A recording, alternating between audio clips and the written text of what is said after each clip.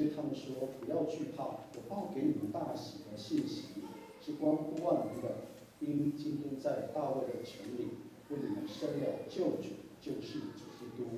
你们要看见一个婴孩包着布卧在马槽里，那就是记号。不然有一大队天兵同那天使赞美上帝说：在至高之处荣耀归于上帝，在地上平安归于他所喜悦的人。”赞美，我们来请摩斯班来赞美上帝。